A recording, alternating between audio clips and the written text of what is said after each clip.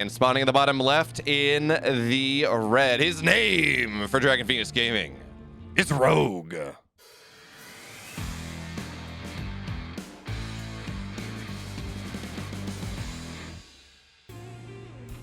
And his opponent in the upper right in the blue, he is for the Shopify Rebellion, Byun.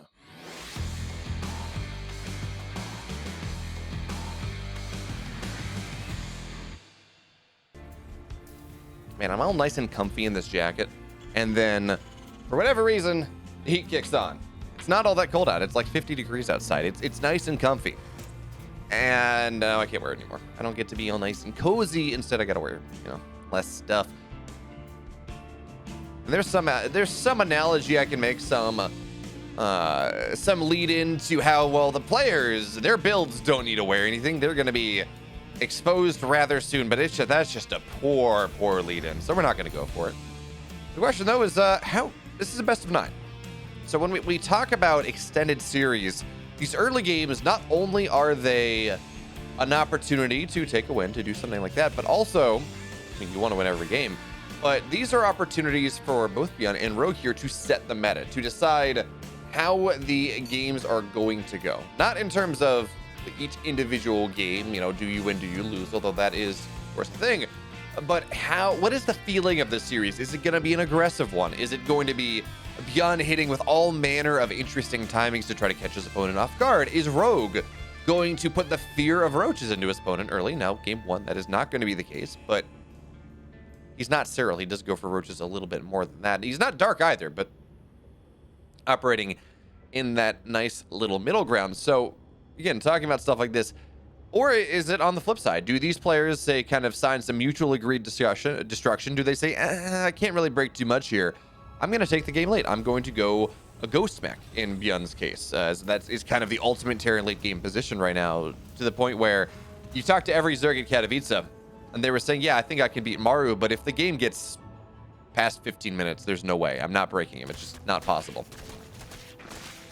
So, I don't know. Maybe we see Byun do something like that. There was a time where Byun and Maru were playing very similarly, which was not this Ghost Mech idea, by the way. I'm more talking about, we would see both players go down to 45, 54 SCVs, build themselves up to 150 army supply, and accept the SCV losses. When there would be a run by or two, they'd say, okay, that's fine. I didn't want those SCVs anyways.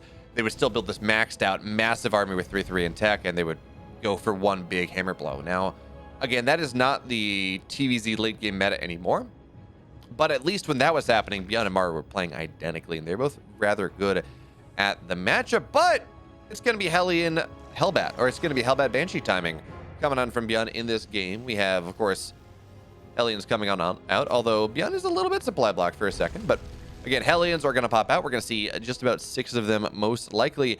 And when the cloak is done, when the Banshees are done, well, the armory will be there, and now Byun, he will be able to deny the scouting just now. And actually, wait a minute, does Rogue see that?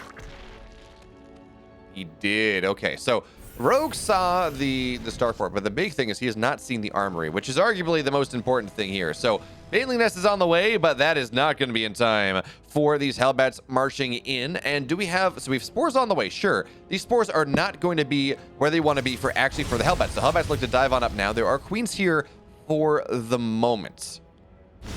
But again, you do need the spores, because I want to say the Banshees are going to join in for this fight. You need the spores with the queens. You need the spores with the Hellbats to make sure that happens. So now Hellbats are going to look to dive on in. What's Banshee do? Okay, Banshee's actually just going to stay in the natural sitting hold position, finding value there. The queens, first one will not go down, and that's already going to be nice here for Rogue. I feel like if Byun, well, yeah, Banshee's only gotten 2 workers. I feel like if Byun went and said, okay, well, my Banshee's going to be with the army, I'm going to get a nice amount of DPS here on the queens, and then, oh, that's going to be a dead Banshee. This is just not working out for Byun. He's got Hellbats. That's great. He's not going into mech. His one Banshee found 0 value. He's got another one somewhere, but where is even this Banshee? Okay, yes, running across the map now, but this has not found any value. It killed a couple lings. I mean, on the one hand, you can say, okay, well, this is kind of okay because Byun is not committed too much to this, but he did build an armory much earlier, and that's expensive. It slows down a lot of your tech, especially Wouldn't go with Cloak Banshees, which already slows down your Marine production. Both these things together means that Rogue really doesn't have a lot to deal with. Sure, Byun's economy is in a decent shape. His fourth base, or excuse me, his third base is on the way in a second. But his upgrades are just a little bit later than they would be. His additional barracks are later. He doesn't have a lot of pressure on the map. And that means Rogue will be able to just expand to his heart's content. Now, Byun will try to leverage the fact that Stim is done. And the fact that he has 13 odd Marines, which it can be a scary number. You bring everything together with the tank, with the Banshee, with these Hellbats. If Rogue is not paying attention, if he's not prepared for things, this can still be a terrifying push. The question, though, is whether it will be a terrifying push here. So now we're going to see the Hellbats, excuse me, they're going to morph on in, get themselves healed back up. That's going to be a denied fifth base for Rogue, but he's already got his fourth base up, almost running, so he's going to be fine there. And now the Queens, they're going to look to move on forward. Tank is not exactly sieged up where it needs to be just yet. Zergling run by into the third base here. But again, the push here outside of the Zerg third is the scary thing. Tank shelling away at the mineral line. We're going to see the gas go down at the very least. But Rogue is just waiting for baneling speed. This is a super hard push to hold before you have baneling speed. But now the baneling speed is done. And actually with the Marines, they're going to move on into the main base. Suddenly, it doesn't really matter nearly as much because it's just Hellbat tank. The Queens can absolutely deal with that one. 5 workers have died. We're going to see, oh, one of these medevacs. Spore targeting. Yes, there we go. Luckily, it is the lower medevac, the weaker medevac. But for now, you got 6 workers.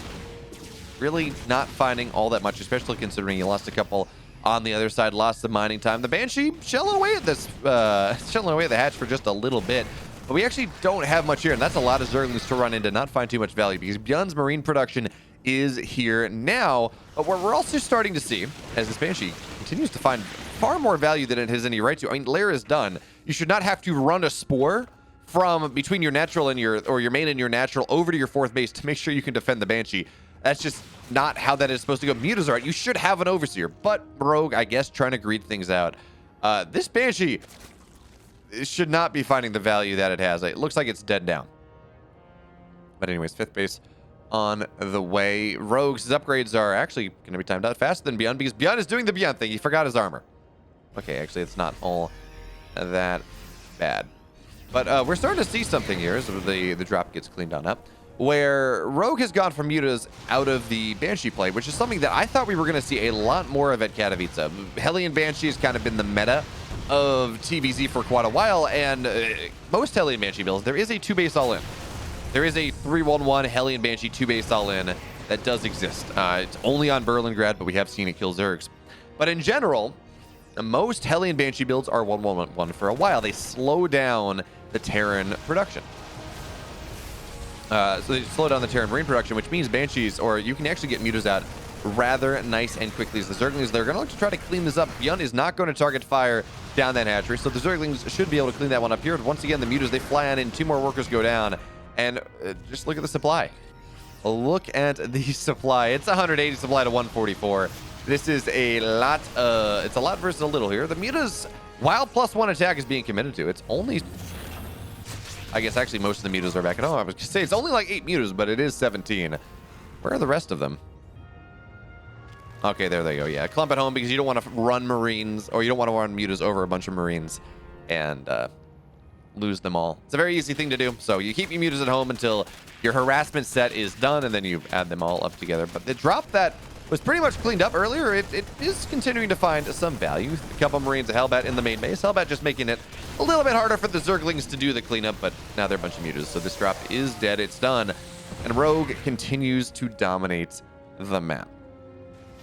He has, what is this, 5 bases, 6 base on the way. His creep spread over 50% of the map here. His 2-2 is done in a second, and considering the supply lead, I would not be surprised to see him look to take advantage of this bank. Especially considering, we don't have an infestation pit. This is Peter Pan Rogue right now. He doesn't want to grow up. He doesn't want to go to Hive.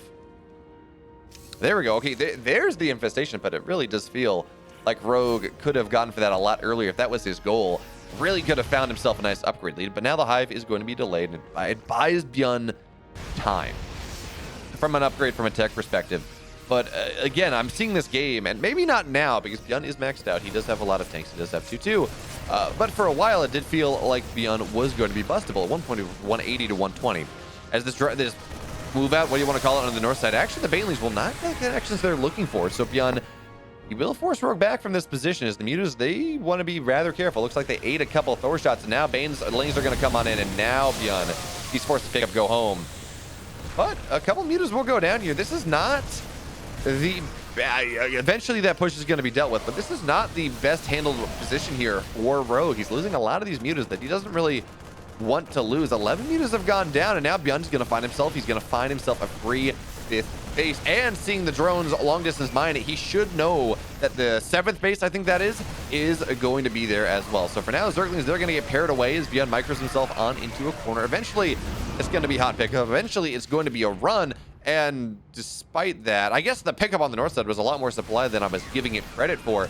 But the supply is very much not in Byun's favor anymore. And in the trading, it's only 1,000 resources in his favor, which is a lot less than a Terran wants to be at this point in the game. Byun in a winning game would want to be 3-4K, and an ideal sense would have him be, you know, 5, 6, 7K. Getting a base is nice, but it looks like his trade on the north side, as much as I was worried about the Mutas, did end up favoring Rogue a decent amount. So now Byun, again, moving forward just a little bit. His 3-3 is on the way, and that 3-3 is on the way before Hive is done. So he will have a nice 3-3 versus 2-2 timing, that traditional thing.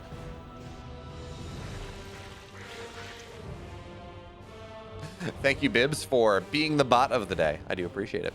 Okay, so now Zerglings, now they're going to run on in, and with Mutas here, we're just going to see Rogue Bulldog on into things. Yeah, there's some army left behind, but not enough. The Widowmines are not really positioned where they need to be. So Rogue looking to do a hammer blow here against Byun. So Byun, his army is going to be forced back from the aggressive position that he has found. Lings and Mutas into the main base. Now they're going to bust through eventually, but it's taken a little bit of time here. As now the Mutas, though, there's the big damage.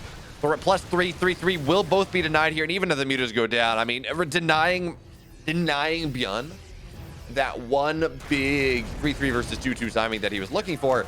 It builds so much time. Buys Rogue so much time in this game to get his tech up, to get the next level of what he wants.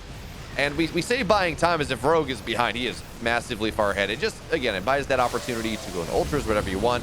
Byun finds the base in the bottom right, but the response of Rogue is rather nice. Yeah, Rogue's going to lose some workers, but he's a rich boy. He is a rich boy, and he can make that happen. He can afford some losses. In fact, well, he was at a higher drone count. Maybe even one could just be at 76. Oh, those are going to be some nice Widowmine shots, but only the first one. Byun is up 20 army supply, and it looks like he has not even restarted his... Okay, he's got one eBay. There, he's going to get +3 attack. It looks like he maybe doesn't feel he can afford both eBays right now, as the Zerglings continue to provide the opportunity for annoyance. And this creep spread. This creep spread from Rogue is kind of disgusting, as the Zerglings will finally get found on out here. So Byun says, okay, for Zerglings. There we go. That's fine. That has been dealt with. Interestingly enough, Rogue, he is extremely short on gas. He's got 22 Mutas on the field, so that's a lot of gas. 33 Banelings as well, but he cannot afford +3 attack just yet. He's committed a lot of things. And again, Byun's army is rather large, so yes, the Mutas are going to be annoying, but this is a 145, 150 supply army from Byun rolling across the map. What does he have at home to defend? He's got Thors, he got Marines, he has Widowmines. He should be able to make sure that this doesn't get critical damage. It's going to do damage, but critical damage is the big deal. Now the Banelings rolling on in past the wall of Marauders. How good are Byun's splits? Actually, they're going to be pretty damn good here. He's up 40 army supply, looking to stim on in. The problem is he's playing whack-a-mole with Rogue's position here and there. More Banelings are on the way. The Thor's got to be in the front to soak things. Brains microing on backwards. Actually, not a single Baneling is going to connect, but the Thors are going down. That protection against the Mutas, not as strong as it once was. It's only a 20 army supply lead now, and yes, Byun gets the base, but I don't know how much longer he can stay here, as now we're going to see the poor picked up go home. The Widowmines are not off cooldown just yet. Byun's going to be forced to pick up go home. Banelings, oh, great shots, and there we go. On the Mutas here, Byun looking to form a miracle out of a molehill. And he's going to continue to roll on in. He's up 40 army supply. His +3 is going to be done soon, but it's not really relevant in this fight just yet. Adrenal Glands finishing up, effectively giving Lings an additional +3 here. And the splits, how good are they going to be? Rogue continuing to lose value. Rogue continuing to lose position in this game. But Byun, one big Bailey connection will be all it takes here. Byun spitting back on top of Creek. The Mutas now moving on forward, and Byun has one opportunity in this game. Well, it's swiped aside. Rogue, he bent, but he is not broken here. His upgrades, they're finishing up. The next level of his tech is finishing it up.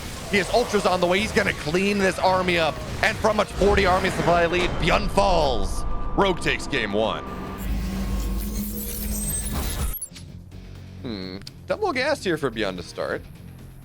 So a little bit more of a tech-heavy opening from our Korean Terran, or Shopify Terran. We're going to have to see where exactly he wants to go from here. Could be Hellbat play. Could be Banshees. We're going to have to see what Byun has in store for us.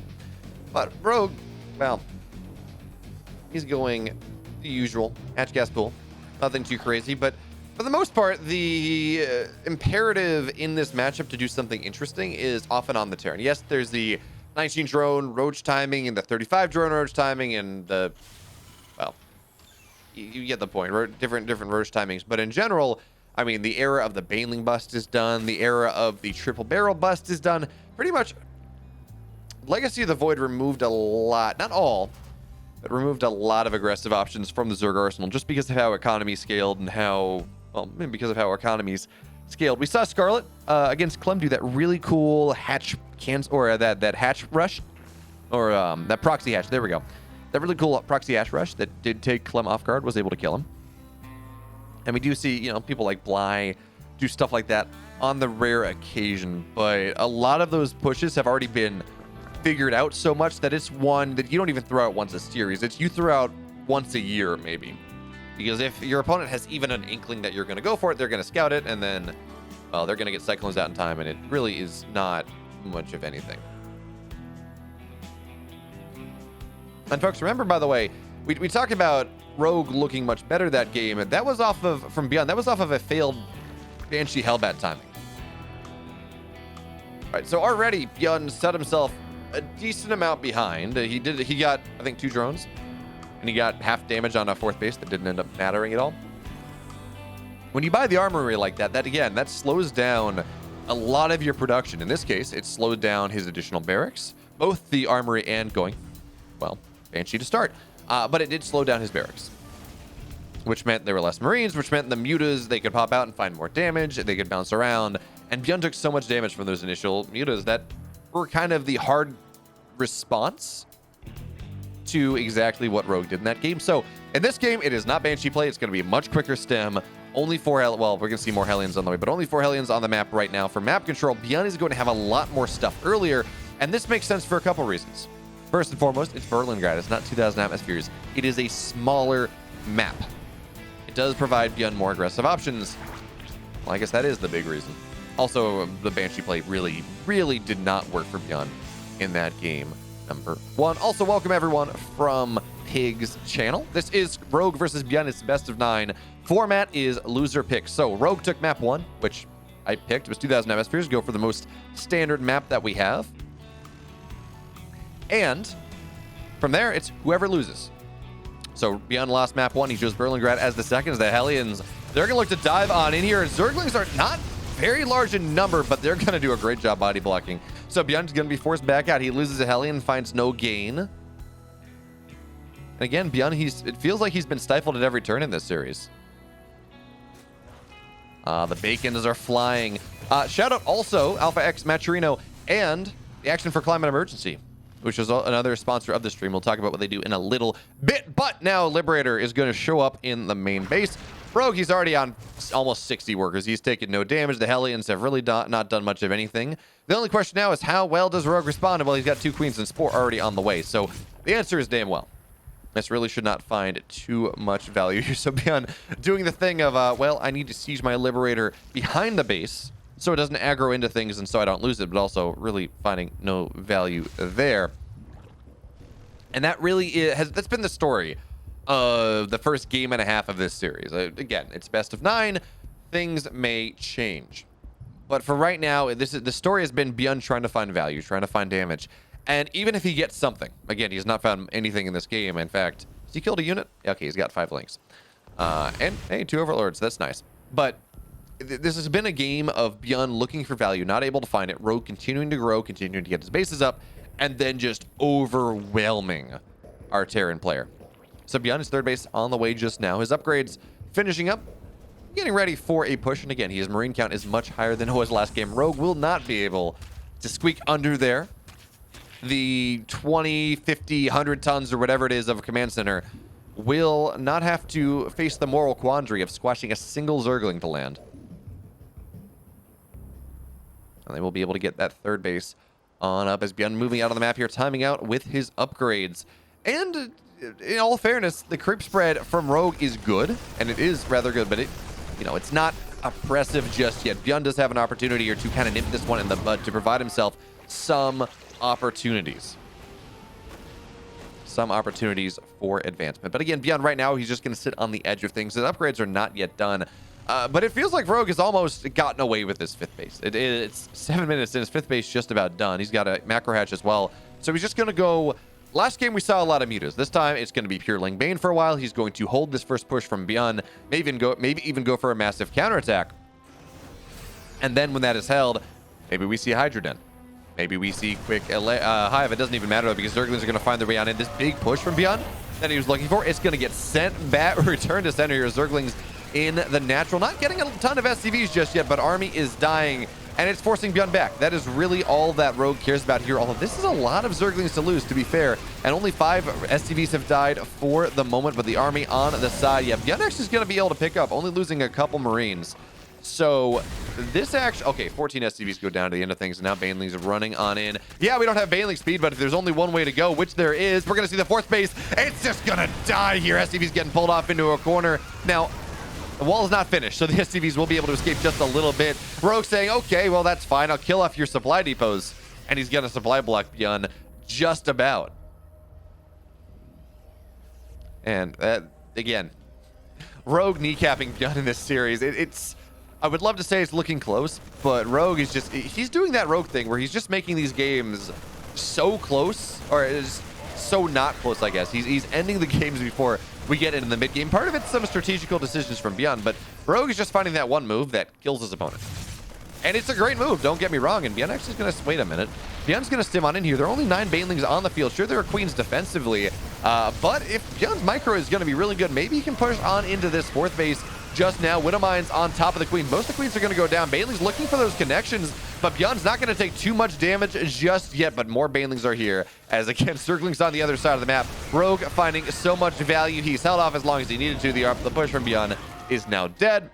Rogue's on 71 workers. His upgrades are a little bit behind Byun's, to be sure, but he's on 5 bases, and he's now going to rally onto the other side of the map. This is a game of yo-yos, folks. Push me, pull you. And Rogue is doing both the pushing and the pulling. 7 more workers go down. 11 more workers go down. 13 is the number. Now Rogue is forced back because he's out of Banes, but he's going to make more. And the one thing we can look at, I guess, well, many things we could look at, but one thing to look at here is Rogue is trading a little bit worse in this game than he did in the previous. Not by much, only 1,000 resources, but it does mean something, even as Rogue is on 80 workers, Byun's on 54. Mules are powerful, but at this stage, it's hard. Hydra Den on the way, though. Rogue is transitioning out of the pure Ling Bane stage. As we talked about, he has held the push from the Terran. So now he says, yes, I feel comfortable now. I can go, I can advance to my next level of tech, I can move into lurker play, and that is exactly what he will be doing here. 2-2 done, +1 ranged on the way. And Byun, he can't even move onto his opponent's side of the map. The creep spread, we talked about it being maybe addressable 3 minutes ago. Now it is a full screen further. Lots of creep tumors as Byun looking to run on in. Baneling's going to roll forward here, and nice hot pickup from Byun will mean that the Banelings do not fall for now. And Byun, he's going to go for a multi-prong here, trying to make sure that maybe he can find value in one location, but Rogue is well split. So really no value. 2 workers go down is not all that much. Oh, okay. What am I in the mineral line? Looks like Rogue missed that one. And actually, Byun, he's got a nice little pocket here, but a medevac goes down to spores. More spores landing, and I really like Rogue's spore timing. His spore usage. Really, in this series, it's so common to see Zergs.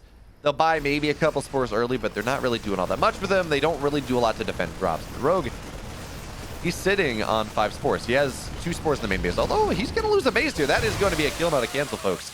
So that kind of makes up for the fact that Rogue, he killed a base. He killed Byun's 4th, maybe. Not quite to the same magnitude. Both in terms of cost, in terms of what it means for the economy of this game. But Byun, he does have his 4th base now. His 3-3 is on the way. Well, now he has his 4th base. It was on location. Now it's going to go down, start mining. And the longer this game goes, if the Terran is able to turtle things out just a little bit, this is going to be a good deal theoretically for Byun. If he's able to get to ghosts, get significant tank counts, if he's able to get into really... Oh, that's a... Wait, how many did that get? That is 17 kills on that Widow Mine. And I think a lot of them were Bane. 17 Lings. Doesn't show the Bane count. Maybe those were... I don't know. I guess that's a bug in the Observer Plus UI. The Banelings did go down. We do know that. But Byun's going to keep pushing on in. Banelings, though, running into the natural. That's not a lot there. Widow Mine! Well, actually, okay. I thought it was going to get them all, but only got most of them. So still value is going to be found. But Byun's on 60 workers. He is not too uncomfortable. He has 4 base mules. 3 orbitals. He has 4 bases. His economy is okay. It's not booming out of the woodworks like Rogue's is, but it's okay. It's manageable. And he's on 3-3. He does not have that sniped this game. He actually, the Lurker Den's not done. Rogue has been a little bit delayed in that one. So now we have this game where Byun has a decent army, but the lack of tanks is going to continue to be a problem. Banelings, though, they're going to crush on into the planetary. There are over 21 here, so this planetary should go down. Lots of SCVs dying as well, and we talk about Byun being comfortable. Well, he's a bit uncomfy now. That is far less comfy, as the Widow Mines will be dealt with for now, but Byun's going to look to push into this 5th base. At the very least, he says, well, maybe I can kill the base for base. It's not an equal trade, absolutely not, but maybe he's going to try to find something here. Byun, though, he's going to take a lot of shots, move on back. And the lack of a Ghost Academy scares me.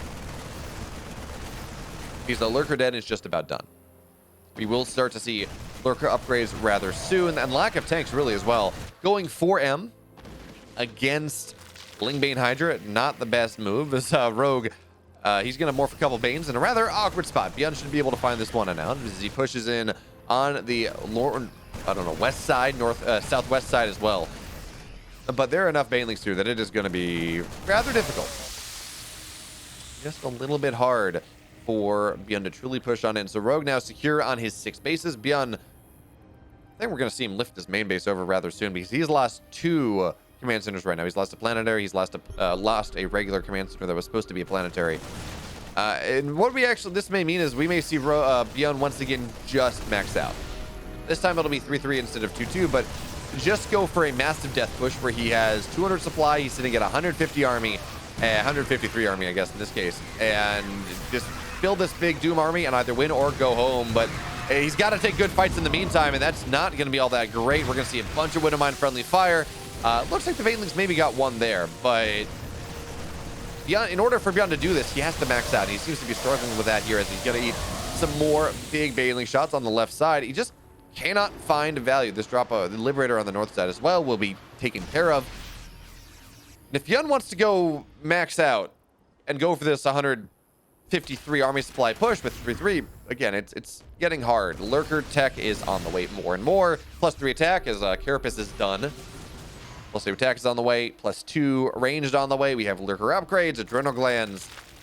Byun had to hit a time. I think Byun had to be hitting this timing right now, and losing so many trades right there just has made things very difficult for him. Now it's 160 supply. His army is not that much bigger than the Zergs. We talked about last game about this opportunity maybe for Byun. He was up 40-50 army supply, and even then it didn't work because, hey, cost-effective trades on creep for Lingbane, and Byun's gonna look to move on in, but between the Banelings and the Lurkers make you want to stim in. Banelings make you want to stim back. Byun is not gonna take that trade. Rogue 2-0. All right, so game 1.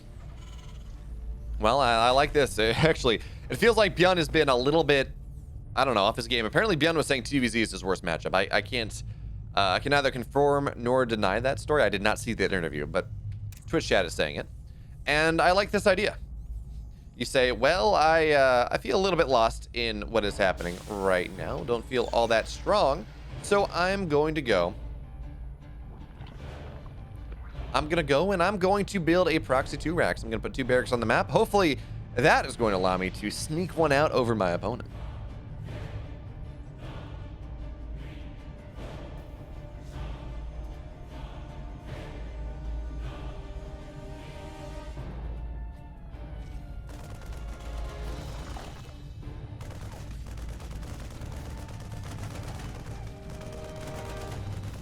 So now the bunkers arrive. Actually, Rogue is a little bit slow in this response. He's pulling drones now, and he's got spines on the way, but the fact the bunker's halfway up as this response happens makes it a little hard. 3 Marines here. Remember, folks, the goal of a 2-Rax in Legacy as a 4th Marine arrives is not to kill a hatchery, although that is nice. The goal is to kill as many drones as you can, but Rogue is just handling this pretty damn well. The bunker will get on up here, but look at the body blocking. Rogue is saying, well, the bunker's fine and good, but if I just don't let you get into it, if I kill off your army on the other side of the map, it doesn't really matter. And the drones, not a lot of them are dying. It's only the 3 initial ones. More Zerglings are on the way. Was the spine? Yeah, the spine was canceled. Good call there, Rogue. You've held this one. And now, yeah, the Marines, they try to move on in, but there is a queen here. It's going to be this artillery piece from above. And sure, there's some vision. But as you add a second queen, the body blocking is just too damn good. Rogue he's handled this one. Bunker's going to get salvaged. This push is not getting nearly the amount of damage done that Byun has wanted. And even though Rogue didn't scout it,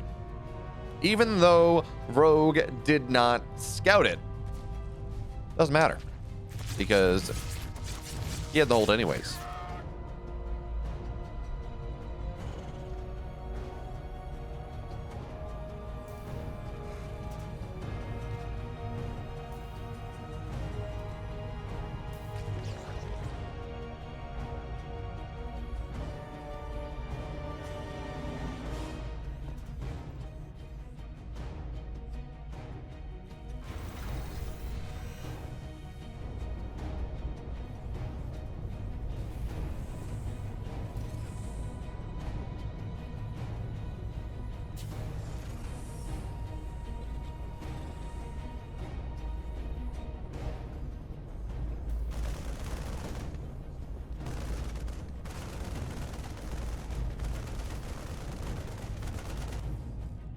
So where does Byun go from here? Again, this push did not find any value. He's got his natural on the way, sure, but it's 4 minutes in. Rogue has every opportunity in the book now to find value. Actually, looks like Byun's going to go for a Hellion drop, which is one way to make something happen. If you are Rogue here and you're going to go, and okay, Byun will scout the Hellions. It's not that big of a scout, though. Hellions are not all that crazy. But if you're going to be Byun, and the other interesting thing, of course, he's turning this into a 2-on-1 as well. By bringing both barracks back, getting on the add-ons, this is going to be a committed follow-up. But the point being is, if you're Rogue and you say, look, I held the 2-Rax, there's not a lot that I'm worried about, so I'm going to drone really hard. And as I drone really hard, maybe that means that the Hellion drop can find value, but in fact, it's just going to get scouted out here. Byun looking for an awkward angle, but instead that awkward angle is one that he scouted on. We talked about this in the last game. Rogue is doing or responding to Byun before Byun knows what he's doing. He's reading his mind. He's telling the future. Rogue is clairvoyant.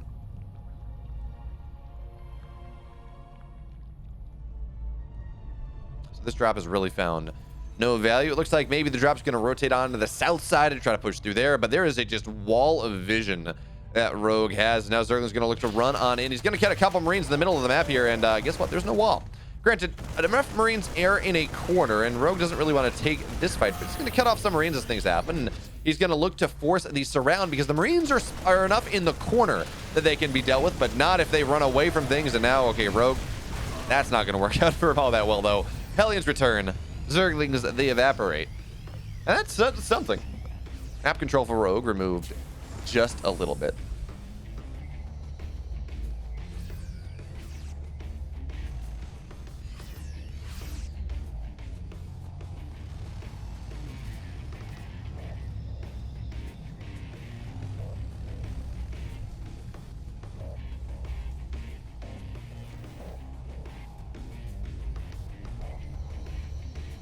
So, third barracks on the way. Do we have a third base from Byun? Answer is no. So, 3-1-1 here coming on up. He's going to build a lot of stuff. He's going to try to push on through. Again, Stim is done. It's effectively a 2-1-1. It's not, I mean, it started with the 2-Rax, but effectively right now he's building Marines off of 2 barracks. He's a factory, he has a starport. We're going to call it a 2-1-1, even if there are far fewer Marines. Only 14 right now at 6 minutes and 30 in, but Byun will find an Overlord. He's going to knock down some of this creep. And I don't know how many Banelings we have. None just yet. Zerglings are going to look for this around here, and, well, they will succeed as Byun, again, he's just setting himself up for a push. He's not ready to do it just yet. His combat shields are not done yet. His upgrades are way late. Rogue looking for a counterattack, but Byun has learned from the last couple games. He says, no, I'm going to put 2 tanks. I'm going to put a lot of Marines. There's going to be a full wall. I'm not going to allow this to happen, as the Liberator is going to siege up this third base of Rogue. And it should be pointed out, Rogue's economy is good, but he is building a lot of stuff. He is taking this push seriously. He has seen that there is no third base from Byun. He understands that this push from Byun, it's going to end the game one way or the other. And ideally for Rogue, it's going to end the game in Rogue's favor. But now Liberator's going to siege up, protecting the tanks here as Byun tries to go low ground to high ground, build himself an entrenched position to make something happen. But remember, this is maybe a third of his army, even less. It's not the full complement. Right now, he's just denying gas. He is maybe getting a Spore, although that's not going to happen. The Spore is out of range. And look at what Rogue is doing. He owns the watchtower. He's trying to catch the rest of the army of Byun running across the map.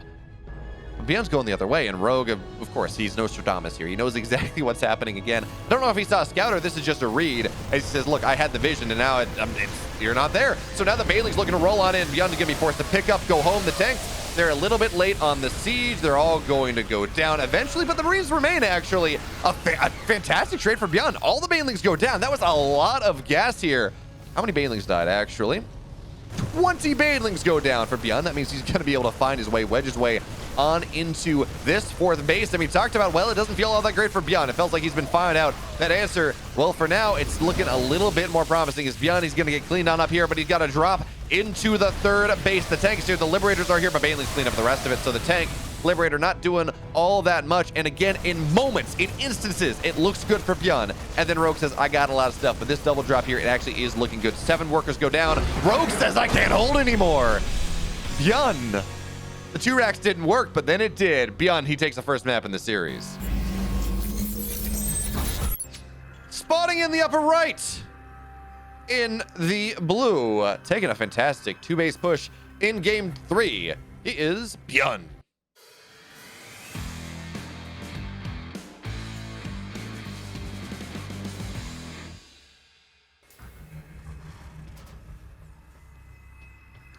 And on the bottom left, in the red, he's up 2-1 in this series, looking dominant in the macro games. He's Rogue. I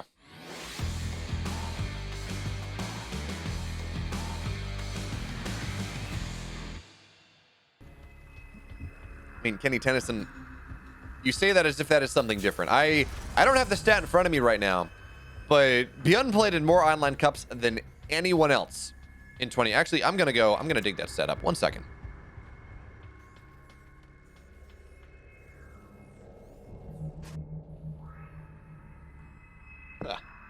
It's an opportunity to bring my Katowice notebook out once again.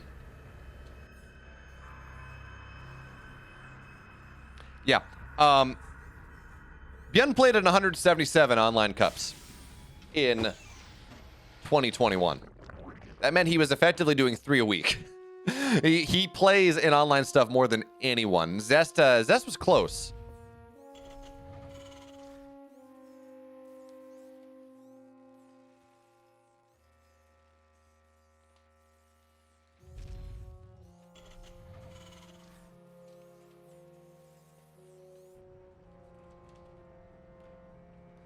Oh, it looks like I didn't write how many Zest had down, but I think he was like 150. But yeah, Byun at like 3.5 cups a week. And that's including the times like he didn't play for a week or two because he was playing in a bigger tournament.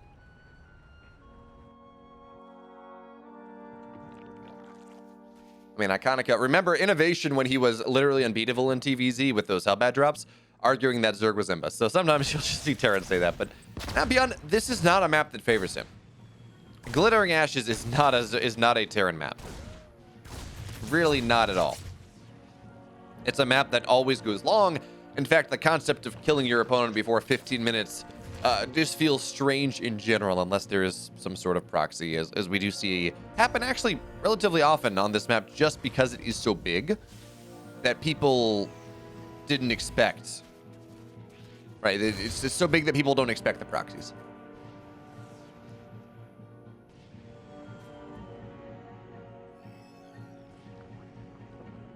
So Byun, again, he's opening up rather standard. This looks like it will be a Banshee play. And we see the Tech Lab going down, probably right next to Starport. There we go. I mean, Byun, yeah, there we go.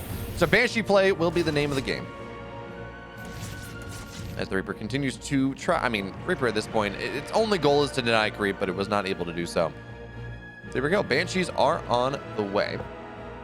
And what continues to surprise me is with the importance of creep in this matchup. And I understand that Ravens are expensive and maybe they don't have as much utility in this matchup as others. Because you're not really trying to shut down you're not really trying to disable a queen. Although, man, imagine an all-in like that, right? You get three ravens, you max them out on energy, you shut down all the queens, and then they can't transfuse and you kill everything.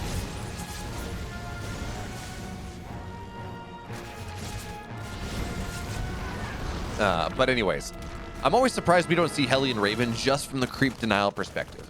Every scan is worth about 250 minerals, maybe a little bit less because it's green energy, right? It's a what's the word I'm looking for? It is it's a renewable resource, right? You do get that energy back. It's not even like an inject, which is very much kind of use it or lose it. Even if it is energy, you because of the timing on larva, whenever larva is at max, you lose out on things, and whenever larva has an opportunity to spawn extra and you do lose out on larva in a much more tangible way.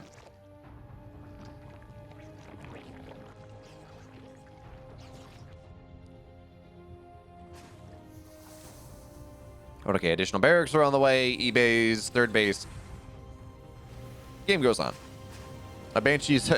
You want to see how this map is big. It's taking a while for the Banshees to run on over. I mean, they try to find a little bit, but still, it does take a little bit of a moment here. And now the Spores.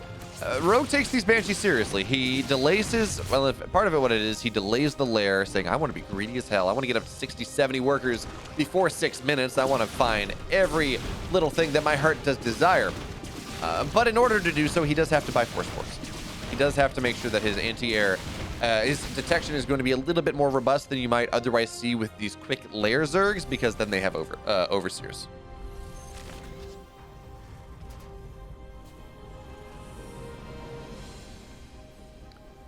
But where do we go? I mean, again, Byun, he's going to look to build up a little bit more. He's going to wait for his 1-1 to finish. He's going to look to find some value. But again, we're seeing Rogue be greedy as hell in this game because A, it's Banshees, and Banshees mean that Marine production is later. This is what we were talking about with how I did expect to see a lot more muted play than we saw in ZVT in Katowice because this Banshee opener is so popular. But for now, Rogue, he's just building drones. He's got additional bases on the way, one in his main, one in the third base. So this does tell us he's most likely going to lean into Ling Bane once again. And actually, I find this rather interesting. There was an era where not getting a macro hatch was almost a mark of pride by top Zergs, where, look, I don't need it. I shouldn't need it. My macro is good. And now we've just, Rogue and Dark in particular have just been getting macro hatches or multiple macro hatches in every ZVT because they say, look, it's 600 minerals, that's 12 lings, or 300 minerals, excuse me, that's 12 lings. It's worth it. It's worth it for the added production. I'm able to be greedy enough in the early game that I can afford it.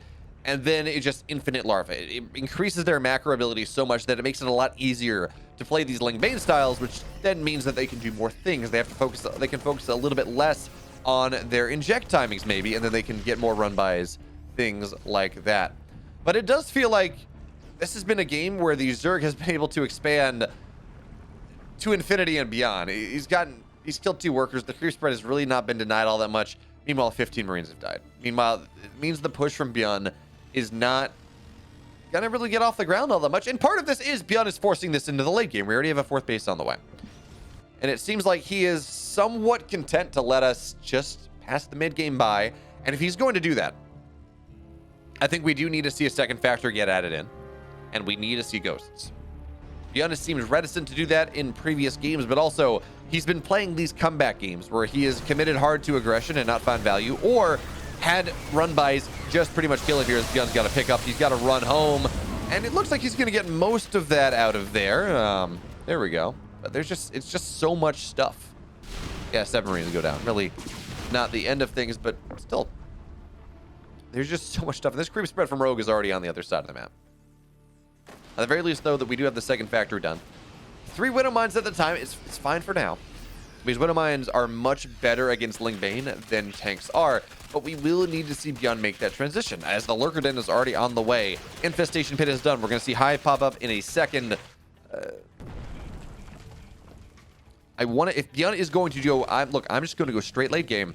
I want to see him actually truly go into late game. But he's going to start pressing on in, and it feels like he's pressing into a base right now, but he's not. He is 3-4 screens away from pressing on into a base. And Rogue, look at the minimap right now. He's setting up for a big surround. He's just going to make it really hard for Byun to find too much of anything. The Widow Mines are going to get set on off here. Now Rogue moving on in from every side. Widow Mine shots are actually going to be rather nice, but Byun's going to be forced to pick up, go home. Rogue gets another base. Repeat.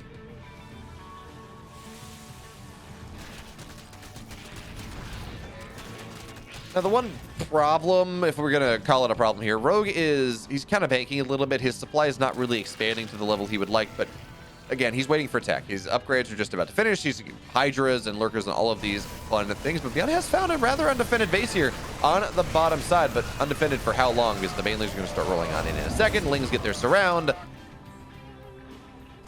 And again, the value is just not there. Bailey's looking to roll on in for a run by. This actually shouldn't get too much done here. That's going to be rather nice for Byun here.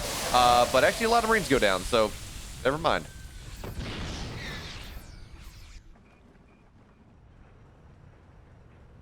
All right, so now Rogue, just like that, he's up 50 army supply. He's hit the army button. He's on 90 workers. Zerglings, a couple Banes, but mostly Zerglings are going to look to run on in. Splits are decent for Rogue, not incredible. But he says, okay, well, Byun, your army's positioned to defend your fourth base. That's fine. I'm going to go kill off another one, maybe. Bailey's looking to roll on in. They're not really getting connections they're looking for just yet, but now they are. So much the army of Byun is looking for something that it just cannot hold. It's 130 supply to 180. Zerglings finding their way on into mineral lines everywhere. 12 workers go down. Zerglings, they're not going to find the main base, but here's what they will find. 3-3 once again will be denied. Byun, he's going to try to knock down the Zerglings that are burrowed, and he's going to be almost successful in doing so. And there we have it again. Rogue in a macro game. He macros up for 10 minutes. He kills his opponent. So, folks, I got a question for you now. How does Byun make a comeback? What does he need to do to start taking games with regularity against Rogue? Because what he's trying, for the most part, is not working. Well, you want to go reactor, you want to go a greedy reactor expand into command center. That's one way to do it. You say, well, Rogue is outgrowing me too much, so I'm going to outgreed the greed. I'm going to go reactor first. I'm going to get a command center. He honestly probably could have gone command center first, considering Rogue just doing what he's doing in this game. He's not really being all that greedy, or he's not really showing any aggressive options because he well and truly doesn't need to. Every game that's gone past 7 minutes, he is just dumpstered. It has not looked close.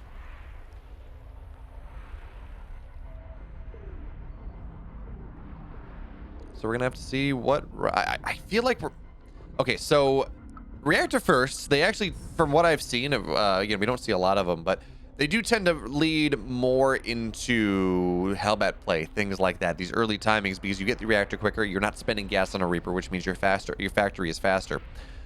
Which does, of course, mean that, well, maybe Byun has an aggressive idea here. We're gonna have to find out.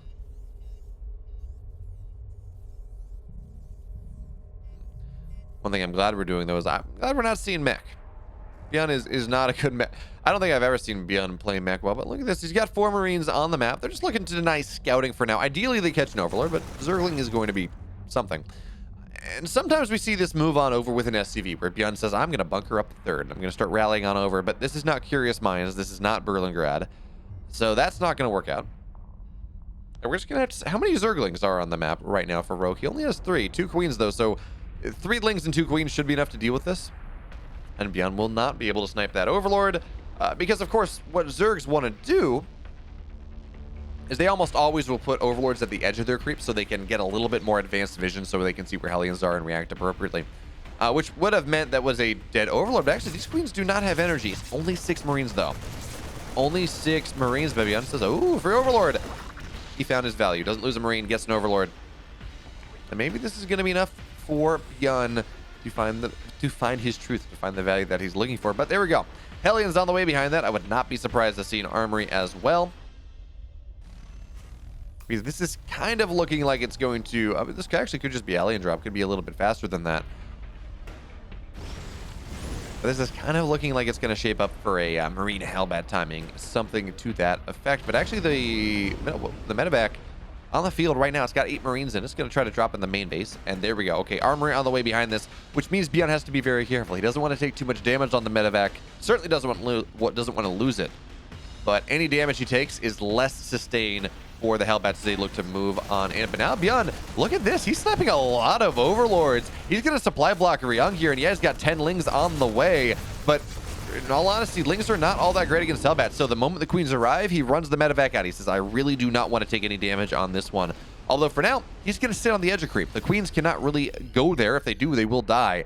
And oh, look at this Cloak Banshee on the way as well. This is a lot of tech for Byun to go for. If this doesn't work, he dies. If this does not work, Byun is going to be dead. But he's able to find value. It looks like, oh, he got a queen. We still have 7 on the map, but getting a queen is a big deal here. Banshees are on the way. Third base on the way here for Byun, but it's 5 minutes in. This is a little bit late. And now he's got his entire army grouping up. He's sitting on 8 Hellions. He has 1 Banshee. They're going to morph into Hellbats with these 8 Marines still here. I don't know that Rogue has what he needs to defend. There is no Baneling Nest. It is just Lings here. And remember, Rogue was rather supply blocked. So he's been droning up hard to make up for that, which means this Ling count is going to be everything. And if all these Queens go down, that's already catastrophic, because Banshee's going to try to find his way on in. 1 Queen goes down immediately. 2nd Queen going to get jumped on here as well. Rogue looking to split as he can. He's going to sacrifice the Lings for the cause. Drones are even getting pulled, but that's not what you need. Not against Hellbats. Byun's build is miraculous. He takes game 5. It was kind of funny.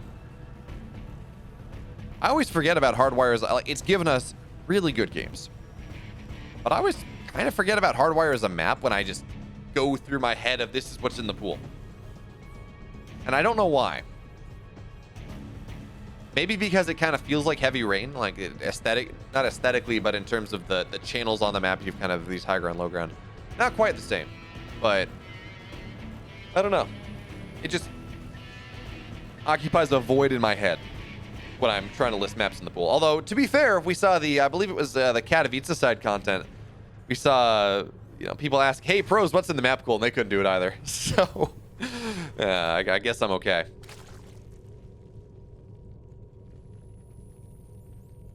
So it feels like we kind of have a understanding of how this series is going to go now. Because Byun has won 2 extremely aggressive games. And Rogue has won the games that have gone past 10 minutes. He's won the games where Byun is not really able to find effective damage early. And I feel like that build we saw from Byun in that last game is something you do once a series. I don't know that you're going to be able to get away with what Byun did multiple times.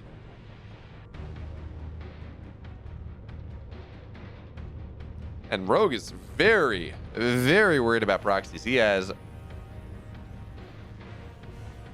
drones all over the map.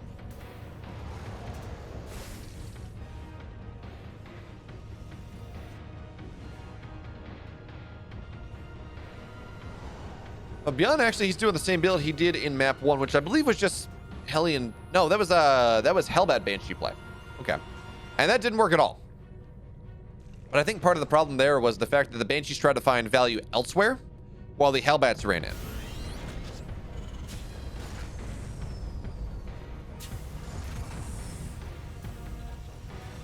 Whereas if he'd brought the Banshees with the Hellbats, he would have had a better shot of sniping the Queens. Rogue has been going delayed lair. He's been staying hatch tech longer than some other builds, relying on his spores and his Queens to keep him safe. Which does feel like that is something that Byun could take advantage of. Yeah, 2-on-1 is maybe not the best option because Queenling is what you want for that.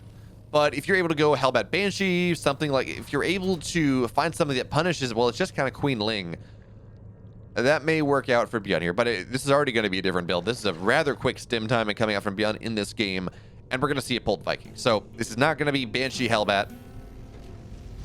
Instead, he's doing for something maybe a little bit more aggressive once again. But folks, we have to remember, this is Pride of Altaris. It is a long map. It is a map with 4 levels. In fact, it is the ogre of StarCraft 2 maps that has layers, like onions. All right, but hey, the Hellions will knock down a creep tumor, and if Byun wants to push through that side, that's going to be nice. It means creep will not be quite as developed later on out of that ramp as it might otherwise be. And again, if Byun is going for this stim timing, that I think he is. As there we go, second barracks getting added in. Should be third one up rather soon. Well, actually, with the third base on the way, never mind. Maybe I'm just being dumb. But again, if Byun does want to go for these aggressive options, anything he can do right now to reduce the creep tumors is massive, because creep expands exponentially. You knock down a lot of creep tumors early, it means that creep spreads slower pretty much for the entire game.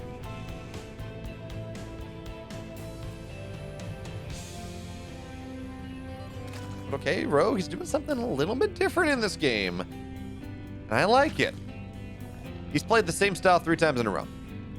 He's gone, well, the same idea. Heavy greed, heavy macro, find yourself up on 7-8 bases, flood your opponent with Lingbane, maybe get high, but realistically it hasn't ever really mattered.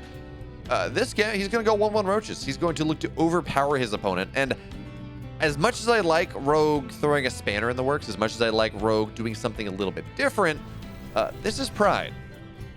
Pride of Altaris is not a necessarily good Roach map. You have to move up chokes to put pressure on the Terran third.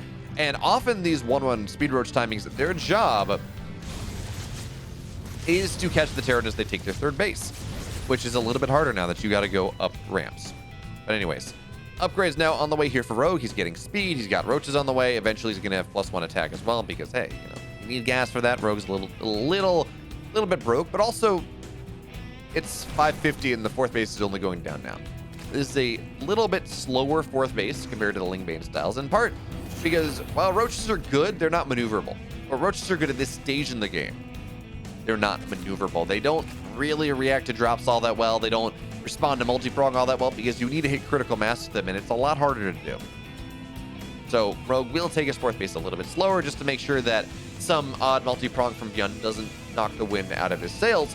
Conversely, a minute from now, when Rogue's at 150 supply, he wants Byun to attack into him. He wants Byun to look to push into the third, not having an idea that the Roaches are out, and then Rogue can swallow that army up, beat it back, run across the map, kill the third, and put the Terran into a really bad spot. Now, Zerglings on the south side, they might go for a run by later on, but actually we have a run by right now, but they really should not get too much done here. There is a tank, there are a lot of Marines.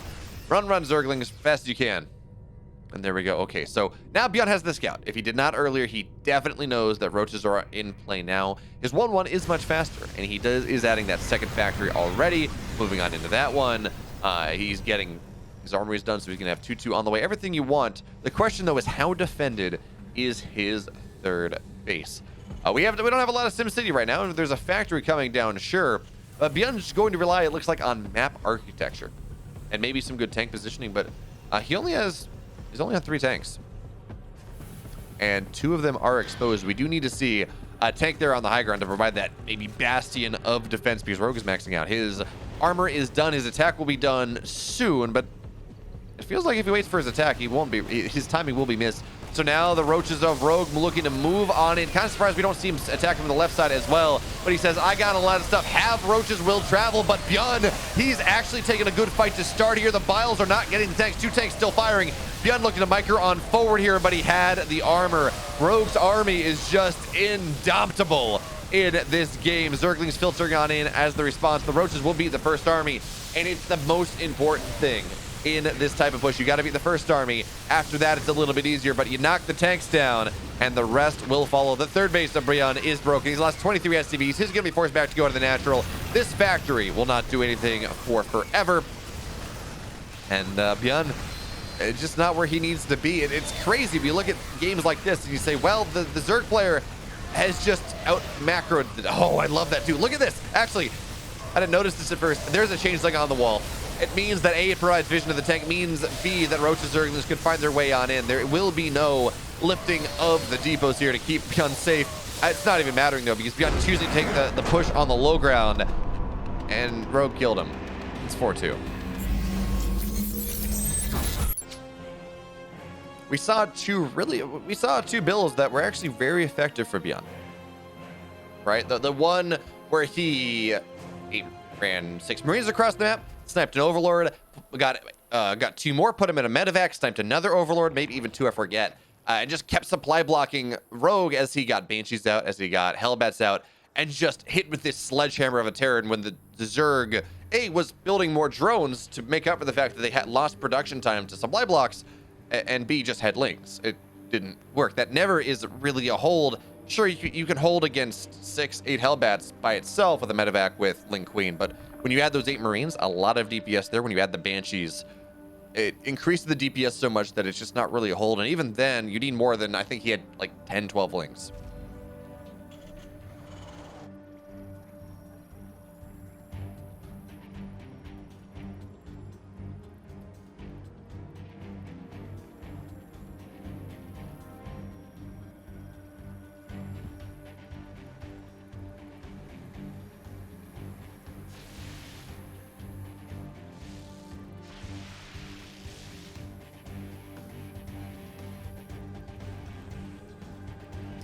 So for now, nothing all that odd. I didn't take a look at his opener though, so I don't know. Maybe this was Reactor First Command Center, which was what worked for him in on the Blackburn game. But remember, Hardwire is a much longer map, and it doesn't have this nice abusable, really short air rush distance where you can go and drop Marines and play around and move around things. It's a little bit more stable of a map from an all-in perspective, but that also, if that's the only thing that's working for Byun, that's the only thing that's working. I mean, oh, they're great. VHT 1986, I assume after Group E next Thursday, when you talk about your GSL round of 10.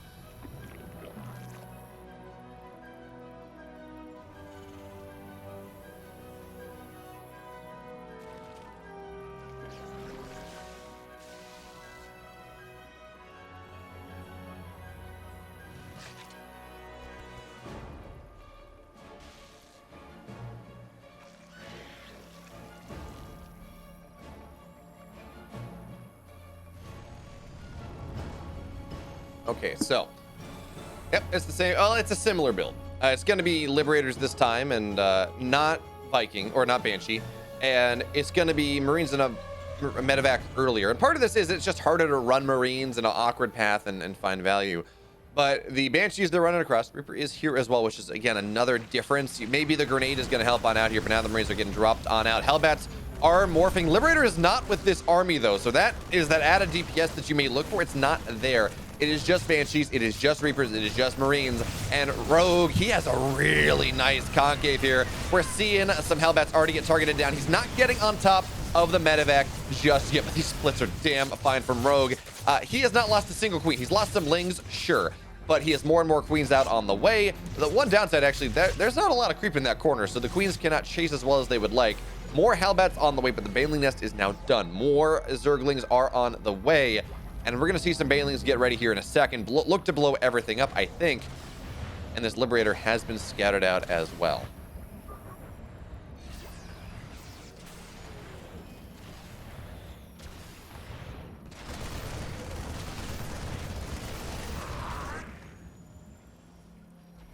Where does Byun go from here? We saw him in the 2 racks build. He didn't find value. He didn't find value. Didn't find value. And then he just killed Rogue. He tore him apart. And Byun is going for something like that in this game. He's still only on 2 bases, adding his 4th and... Is that 4th and 5th? Yeah, sorry, 2nd and 3rd barracks. And again, the Hellbats, the Marines, they're going to look to run on in, but There are a lot of queens. A couple of them will... Oh, this is actually starting to work out for Byun just a little bit. Queen is starting to go on down. Zergling's on the other side, though. That's why this Hellbat timing is working. And the SCVs not repairing where they need to, so Rogue finds his way on. He busts through the wall. The Hellbats are still not going to find the value that they're looking for. 2 drones die, but Zerglings are now in the mineral line, and this is going to be a lot more damage here. Actually, SCV pull for now is doing a fairly good job. We're going to see some of those on auto repair as well. The Queens, one more will not go down, but 8 SCVs are dead on a 2-base play with 4th. This is a 5-rack solid.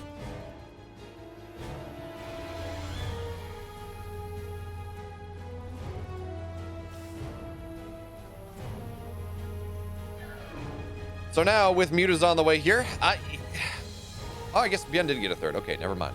But with Mutas on the way and how delayed any sort of bio presence is, I mean, we're going to see Mutas pop out. Well, they're going to be... Maybe Byun can make a push happen here, but he needs to wait for combat shields. We might even see him wait for +1, and the Spire's going to be done by then.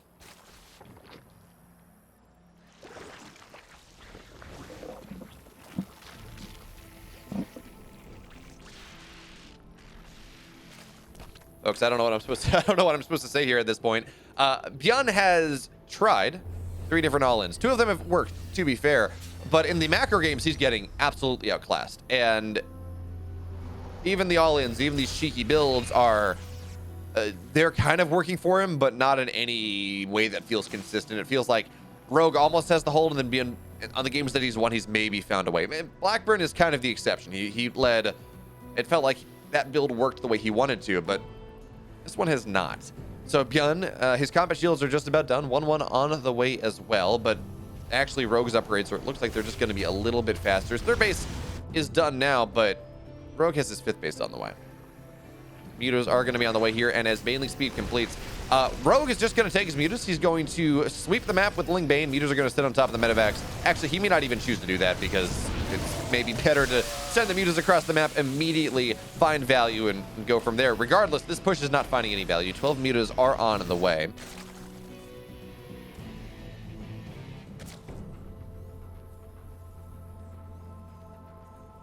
And Byun is just going to try to he's just going to have to drag this super, super late. 4th base on the way. Not at a terrible timing, but Mutas are out now. And I don't know that Byun has... I mean, he's scanned the Spire. He knows they're here now. Missile turrets are on the way, but the Mutas, they're already arriving into the main base. Now, Marines are actually in a fairly nice position. Rogue responding to this fairly well for now. Yeah, there we go. Missile turret's not going to get too much for the moment. It's actually just not going to get up. But this is a much better hold of the Mutas than Rogue had in the than Byun had in the previous Muta game, where he got like 20 workers to start. And now Rogue, much like the first game we had on 2000 Atmospheres, where he was just up and supply, up and supply, up and supply. Byun turtled for a bit, and then Byun went for push, and Rogue swallowed him whole and killed him.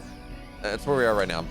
Rogue, he's up 20 army supply, he's up 15 workers, he's up 40 supply overall. But he is struggling to find value. 10 SCVs have died this game, 8 from that Zergling run by from earlier. The Mutas have yet to really enforce their presence on the map. That being said, Muta Ling Bane does make it a lot harder for Byun to drop, makes it much harder for him to find the damage that he needs to come back into this game. And how many Baneleys do we have? We're at 14, 11 more on the way. It's enough to bust a planet. It will be enough to bust a planetary, but Zerglings, Mutas, they drive on in anyways before the planetary is done. Baneley's looking for their connections, and they're going to get a lot of SCVs to start here. Byun, though, his splits are decent because he's off creep. And the base stays alive. Only 2 workers go down.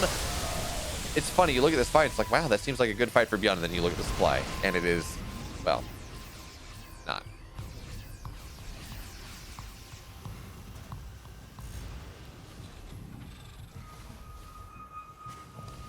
If we want to talk, so it feels like the Muta play here was a response to Byun's all-in not working, which meant that Rogue could safely get into Mutas and then just pin his opponent home as he took the map. But in general, when we talk about Muta play, and we say, okay, is this map good for Mutas or not? It's long. Long maps are good for Muta play because you can't have the Terran go, oh, you're going Mutas. Let me run across the map, kill you, catch you with 10 Mutas in production, and 1,000 casts that could have been Banes or anything else. But also, we talk about dead airspace. That provides the Mutas with the opportunity to bounce between bases all over the place. Hardwire doesn't really have that, but again, this is a response to Byun's all-in not working more than it's a response to this map being particularly good for mutas.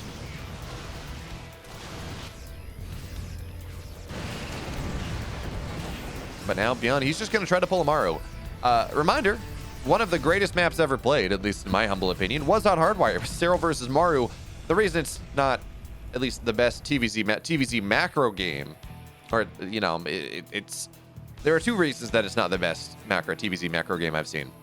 One is Scarlet Bomber, which will always hold just so much love in my heart. The other one is Cero versus Maru on Blackburn was even better. So this map has certainly given us fantastic TVZs, but it does feel like this series that this has been a game where Rogue outclasses Byun at every turn. As now Ling Bane is going to look to roll on into the planetary, but Byun is prepared. He says, yes, you did this to me on Curious Minds. No. Or, sorry, Berlingrad. You don't get to do that one.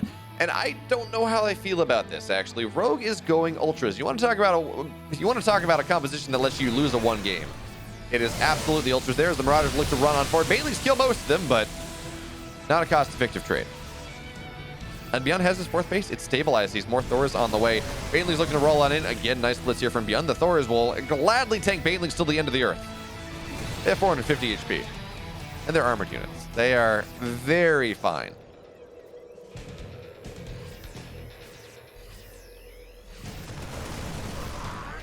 Now Byun pushing in on the north side. And we're going to have to see Byun here. He's got his fifth base on the way now, but we need to see we need to see a Ghost Academy. Those are going to get a lot more Marines there. Good connections there with the Banes. Byun will be forced on back. He's got to boost out here with these Thors. Those are the expensive units, and the Muta's looking to chase them all down, but that's not going to happen for right now. Thors unload. Muta's forced back as the push on the right side from Byun. Not really finding all that much either, but we do need to see a Ghost Academy. Byun's economy is where he can support it now. Ultras are on the way. You do not beat Mutiling Bane Ultra with just 4M. That's a big... How many did that get? 21 kills on that Widowmine, though. 60 Lings, 24 Banes. Although I think it's counting the last two fights.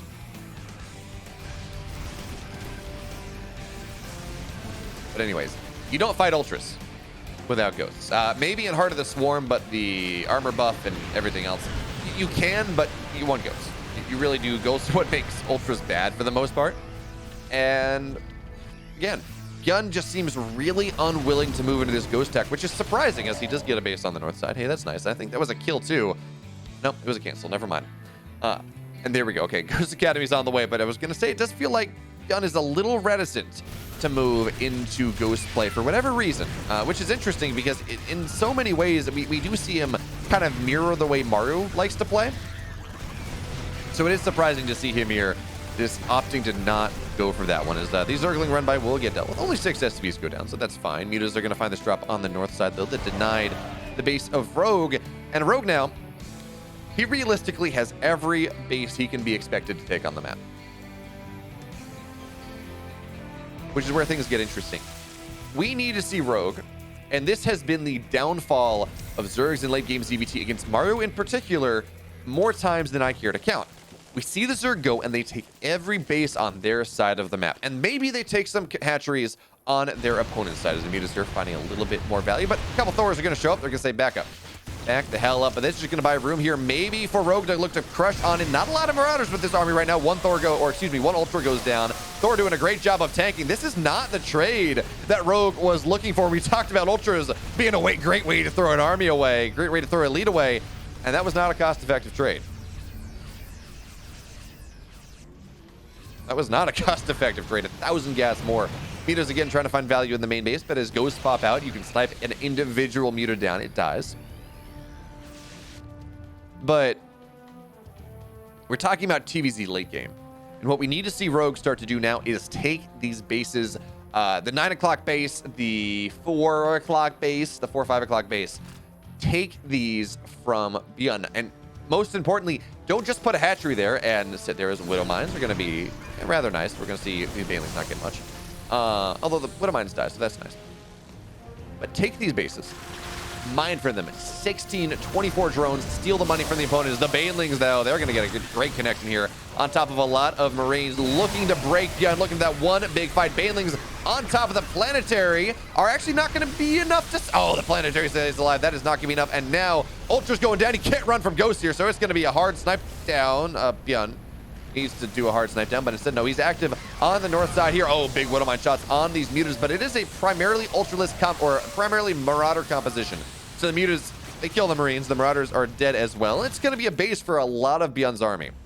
And as good as that push on the east side looked to keep Byun alive, he did not want to trade a full third of his army for a base.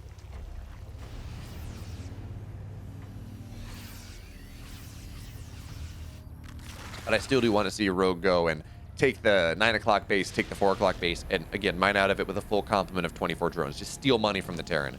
So when the Terran eventually hits full late game and is able to start taking those positions, there's just less money. You mine more.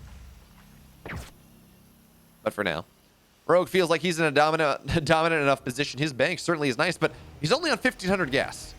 And Zerg late game is incredibly reliant on gas. Far more than minerals, as once again, Rogue is going to look to move on in as Byun is distracted by mutas and lings in his other bases. And how are Byun splits? Once again, Bailey's looking to roll on in, trying to knock the planetary down. This time, it should be enough. The planetary is dead, but is it cost effective? Byun's ghost control is not really all that good here. Yeah, he gets the ultras, and honestly, the Bailey's could have canceled those snipes too. But that was a far worse fight than Byun should have taken. Than to say Clem or Maru would have taken. And in fact, he lost the 15 SCVs as well. He lost the 5th base. He took a lot of damage in his main, as it looks like maybe production structures go down. Zerglings into the 3rd base as well. Feels like Byun is being forced again into this kind of all-in position. Now it's a little bit different this time because he has ghosts. He does have 3-3. His tech is more developed, but we're not seeing him transition into ghost mech. That eventual late game scenario. That is the reason that Maru is almost untouchable in this matchup. You get 3-3 armor as well. You start building Thors and tanks on top of these ghosts, and yes, 19 ghosts are really hard for the Zerg to deal with. Don't get me wrong. But it does feel like Ghost King, by the way, which was Byun's old name back when we didn't know whether he was still alive or not, or still playing or not. The Ghost King does seem to be struggling with his ghost control just a little bit. We saw in that last fight, he got them all stuck in front. He didn't cloak them immediately, didn't run them back. And that meant that that fight went longer for Rogue than it had any right to. So now Ling Bane looking to roll on in here. Widowmine shots are going to have to be dramatic. And they're not there just yet. Baneling's crashing in on top of everything. But the splits actually from Byun are going to be rather nice here. Take a look at the bank, folks. What does it turn into at the end of things? Now another Ultra goes down. Snipes on top of a bunch of Overseers, although he runs out of vision. The base doesn't go down. There's really no economic damage here. The Rogue still has a bank. He did spend 2,000 minerals on that remax, though. 4 more Ultras on the way as Byun cannot take that base on the bottom side, and now Rogue is starting to take some of his opponent's bases. On the left side here, there's a hatchery on the way. We're going to have to see him actually move his drones over, but for now, at least he's occupying the space. Even if Byun wants to take this later on, it will be a little bit harder for him to do so. Creep will be there.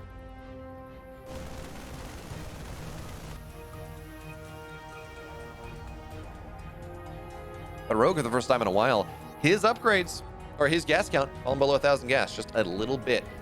Byun keeps taking these fights. And again, he's up 13,000 resources. If he's able to keep taking these fights, keep being cost effective, he may be able to make a comeback after here. But again, Baneling's looking to roll on in. The splits from Byun, though, are pretty damn good. Now the ghosts are cloaked. At this point, of course, they're Overseers. Doesn't matter. It matters less, but we're seeing ghosts stay alive, which is the important thing. Although Baneling is on the last side.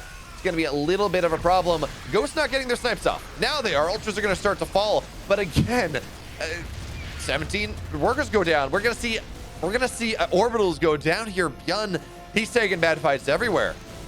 He doesn't seem to understand this late game composition as well as Mario does. Rogue has the map. It looks like Byun was able to knock down the base on the left side. But 30 more Banelings on the way, 4 more Ultras on the way. And Byun doesn't have a bank. He's mining out. He's looking at 1,200 minerals a minute as more and more Lings, more and more Banes find their way on in. That's a couple ghosts the Ultras are going to catch. That's always rather nice. And yeah, there are Liberators here, but you just run right on by it. Banelings Trap everything in a corner. Rogue. 5-2.